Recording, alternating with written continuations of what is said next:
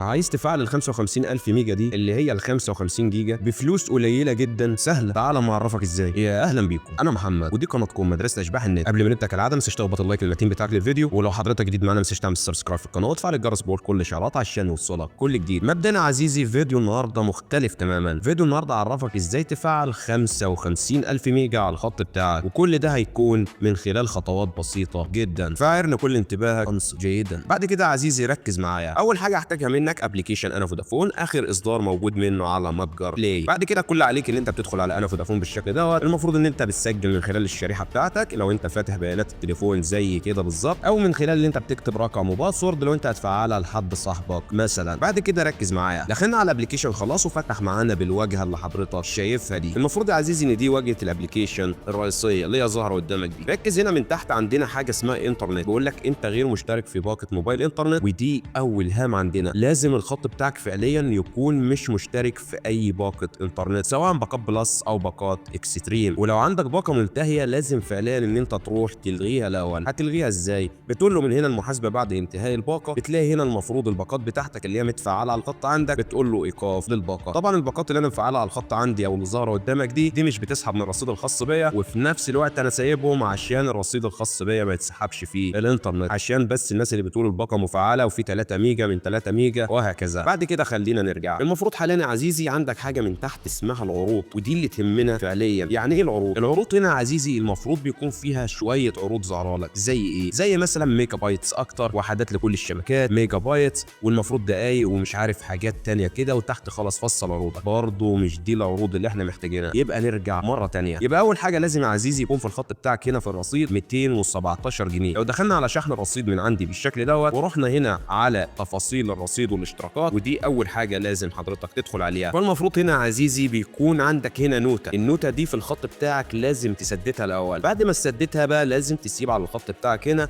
217 جنيه. يعني الخط مثلا انا بشرح لك عليه ده في 1844 جنيه رصيد، فانت هنا في شحن الرصيد لازم يكون معاك 217 فعليا. بعد كده احنا دخلنا على العروض من شويه، العرض اللي احنا محتاجينه والخط بتاعنا مش موجود فعليا. يبقى كل علينا ان انا ادخل على العروض مره ثانيه. دلوقتي خلاص ابتديت انتظر، دخلت على العروض مره ثانيه. هنا المفروض برضه بيقول لك ميجا بايتس اكتر، المفروض 1400 ميجا هديه على بلس 32 ب 32 جنيه. مش ده برضه العرض اللي احنا محتاجينه. تعمل ريفرش بالشكل دوت. بعد كده ترجع تدخل على العروض مره ثانيه. هنا برضه ظاهر لنا نفس العرض اللي هو ميجا بايتس اكتر. طيب كل علينا ان احنا نبتدي ندخل مره ثانيه على الابلكيشن بعد ما نخرج منه. خلاص انا خرجت من الابلكيشن ودخلت مره ثانيه. كل علينا انا هروح على العروض مره ثانيه بالشكل دوت. ما زال ميجا بايتس اكتر اللي موجود. هخرج وارجع تاني بالشكل دوت. ميجا بايتس اكتر، خش مره ثانيه. تفضل تكرر العمليه دي. طيب ما ظبطتش معاك العمليه دي، كل عليك ان انت بتقفل بيانات التليفون وبتبتدي تفتح الواي فاي عندك. وبعد ما فتحنا الواي فاي بنرجع ندخل على الابلكيشن مره ثانيه بالشكل دوت. ركز معايا بس لان في حاجه مهمه لازم ان هي تظهر عندنا، لان دي من غيرها مش هنعرف اصلا نفعل ال 55 الميجا. خد بالك العرض دوت ممكن يظهر لك مره زي ما كان ظاهر لي من شويه، ووقت تصوير الفيديو دلوقتي مش راضي يظهر، فاكيد في مشكله. خليك فاهم القصه دي. هندخل على العروض مره ثانيه بالشكل دوت. ركز معايا هنا برضو ما زال ميجا بايتس اكتر. طيب احنا مش محتاجين العرض ده برضو. كل ما بتدخل على العروض وتبتدي تخرج منها، او تبتدي تدخل على العروض وترجع تخرج منها، فكل عليك دلوقتي بيبتدي تلاقي مشكله في العروض اللي عندك، ان في عرض معين احنا عايزينه يظهر وهو مش راضي يظهر في العروض عندنا. طيب من غيره هنفعل ال 55000 ميجا ازاي؟ لازم العرض دوت يبتدي ان هو يظهر الاول، بعد كده نبتدي فعليا ان احنا ناخد ال 55000 ميجا. طيب دلوقتي المفروض ان هو مش راضي اصلا يحمل معانا، فكل عليك يا عزيزي ان انت بترجع مره ثانيه تفتح بيانات الهاتف. انا بحاول على قد ما بقدر ان انا بوريك المشاكل اللي ممكن تواجهك والحلول بتاعتها. خلينا ندخل على العروض مره ثانيه بالشكل دوت. هنا ما زال برضه عرض ميجا بايتس اكتر هو اللي موجود عندنا هنا. طيب المفروض يا عزيزي في حاجه انت مش واخد بالك منها. احنا دورنا تحت في العروض صح؟ هتقول لي ايوه. اقول لك هنا عندك كل العروض، وعندك عروض الموبايل انترنت، وعندك عروض الشحن. هنا المفروض عروض الموبايل الانترنت جايب لك ميجا بايتس اكتر بس، كل العروض مش جايب لك حاجه ثانيه. طيب العرض اللي احنا محتاجينه فين؟ ركز لي كده في احسن عرض ليك فوق هنا اللي هو خصم على باقه النت. باقه 1400 ميجا ب 10 جنيه بدل 32 لمده شهرين. اول حاجه لازم تتاكد ان هي موجوده عندك، سواء في احسن عرض ليك او في العروض اللي هي مكتوبه علشانك دي، اللي هي خصم على باقه النت. باقه 1400 ميجا ب 10 جنيه بدل 32 لمده شهرين. او ممكن يكون ظاهر قدامك في عروض علشانك اللي هو خصم على باقه النت برضه، اللي هي باقه 1400 ميجا ب 10 جنيه بدل 32 لمده شهرين. سواء موجود فوق او موجود تحت، فهو ده العرض الوحيد اللي هينفع. ولو موجود موجود عندك انت خطك كده تمام، وهينفع ان انت تفعل 55,000 ميجا على الخط بتاعك. يبقى خلاص عرفنا ان العرض اللي مطلوب الاول عشان تفعيل ال 55,000 ميجا اللي هو ايه؟ خصم على باقه النت. خد بالك يا عزيزي ان عروض علشانك دي ممكن تلاقي ميجا بايتس اكتر، دي طلعت في احسن عرض ليك هنا. بعد كده هتلاقي ان العرض اللي موجود اللي هو احسن عرض ليك دوت هتلاقيه نزل في عروض علشانك فعادي الاتنين واحد، وسيام بالنسبه لك مفيش اي مشاكل. بعد كده كل اللي علينا يا عزيزي ان احنا نضغط على استمتع بالعرض اللي هو فيه خصم على باقه النت، باقه 1400 ميجا ب 10 جنيه بدل 32 لمده شهرين. هيجي سؤال مهم دلوقتي في الكومنتس تحت، واحد هيجي يقول لي في كومنت كده يا محمد عندي خصم على باقه النت، باقه مش عارف كام، بدل ما هي ب 10 جنيه ب 16 جنيه. مش هينفع، لازم العرض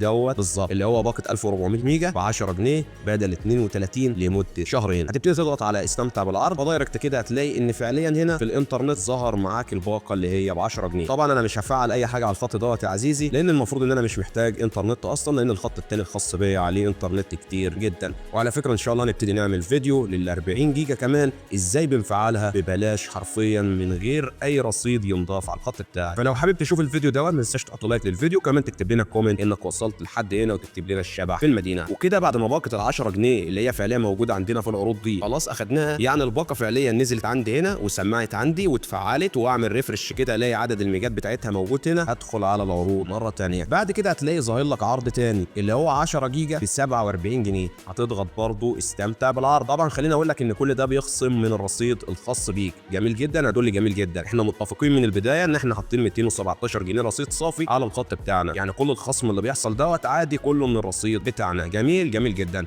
خلاص على كده اشتركنا في اول عرض اللي هو الخاص بال 10 جنيه، بعد كده اشتركنا في العرض اللي بعده اللي هو ب 47 جنيه. جميل جدا، هتقول لي جميل جدا. وفي النهايه ابتدي بقى تدخل على العروض مره ثانيه. احنا كده اشتركنا في اول عرض اللي ب 10 جنيه، بعد كده اشتركنا في العرض اللي هو ب 47 جنيه، هنبتدي ندخل على العروض مره ثانيه. هنلاقي عرض ظاهر لنا برضو اللي هو ب 157 جنيه واللي هو بيدينا 45 جيجا، هنبتدي برضو نقول له استمتع بالعرض. جميل جدا، هتقول لي جميل جدا. كده يا عزيزي مبروك عليك، اصبح معاك 55,000 ميجا. يبقى دلوقتي المفروض هتلاقي فعليا ان ال 55 جيجا سمعت معاك، وهتلاقيها فعليا ظهرت معاك بالشكل اللي هو ظاهر قدامك دوت، 55,000 متبقي من 55,000 ميجا. وبس كده يا عزيزي، ده كان كل محتوى الشرح بتاعنا النهارده. فلو عجبك الفيديو ما تنساش تحط لايك عشان انزل لك فيديوهات تانية كتيره، والاهم من كده اكتب لي رايك في كومنت. وهتيجي بقى السؤال دلوقتي في دماغك قبل ما نقفل الفيديو، ايه وجه الاستفاده من اللي احنا عملناه ده كله؟ هقول لك يا عزيزي، لو رحت مثلا على باقه اللي هي ال 40 جيجا بتلاقيها ب 520 جنيه رصيد صافي، انما انت بتفعل 55 جيجا ب 217 جنيه رصيد صافي فقط لا غير. فمستني ادخل على العروض عندك اللي لقيت العرض حط 217 جنيه وانت تستاهل ال 55,000 ميجا. فده كان كل اللي معانا النهارده في عروض فودافون من خلال الابلكيشن الرسمي الخاص بيهم. فلحد هنا بكون انتهيت، اشوفك الفيديو الجاي يا قمر. سلام.